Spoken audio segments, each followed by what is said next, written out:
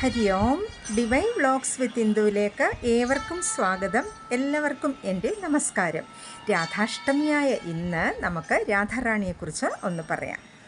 ഭഗവാൻ ശ്രീകൃഷ്ണൻ്റെ എല്ലാമായ രാധാറാണി, വൃന്ദാവനീശ്വരിയായ രാധാറാണി, മൂലപ്രകൃതിയായ സാക്ഷാൽ ശ്രീ മഹാലക്ഷ്മി തന്നെയാണ്.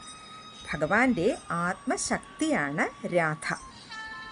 സത്യയുഗത്തിൽ കൃഷ്ണനും രാധയും ഭാര്യാഭർത്താക്കന്മാരായിരുന്നു. സുദാമാവിൻ്റെ ശാപം കൊണ്ടാണ് ദ്വാപരയുഗത്തിൽ രാധയ്ക്ക് ഗോപസ്ത്രീയായി ജനിക്കേണ്ടി വന്നതും കൃഷ്ണനുമായി 100 വർഷത്തോളം പിരിയേണ്ടി വന്നതും.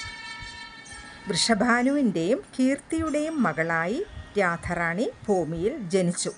വൃന്ദാവനത്തിൽ ചെന്നാൽ ഏവരും അഭിസംബോധന ചെയ്യുന്നത് രാധേ രാധേ എന്നാണ്. ഭാഗവതത്തിലൊക്കെ ഗോപികമാരിൽ പ്രിയപ്പെട്ട ഒരാൾ എന്നേ രാധാറാണിയെക്കുറിച്ച് പറഞ്ഞിട്ടുള്ളൂ. ബ്രഹ്മവൈവർത്തന പുരാണത്തിൽ രാധാകൃഷ്ണ ജീവിതവും എല്ലാം വിശദമായി തന്നെ പറഞ്ഞിട്ടുണ്ട്. നമുക്ക് ഒരു രാധികാസ്തുതി നോക്കാം.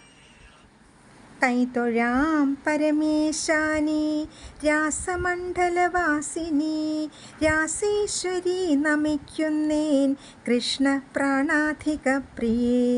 പ്രസാദിക്കുക മൂലോകമാതാവേ കരുണാർണവേ, ബ്രഹ്മവിഷ്ണു ശിവാദ്യന്മാർ തൊഴും കാൽത്താരഴും ശുഭേ.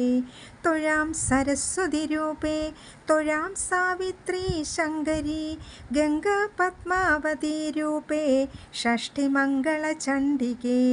കൈതൊഴാം തുളസീ രൂപേ, തൊഴാം ലക്ഷ്മി സ്വരൂപിണി, തൊഴാം ദുർഗേ ഭഗവതി, കൈതൊഴാം സർവരൂപിണി. നമിക്കുന്നേൻ കൃപാമൂർത്തേ മൂലപ്രകൃതി രൂപിണി, ഭവക്കടലിൽ നിന്നെന്നെ സദയം കരയേറ്റണേ. ഓം ശ്രീ രാധായേ സ്വാഹ.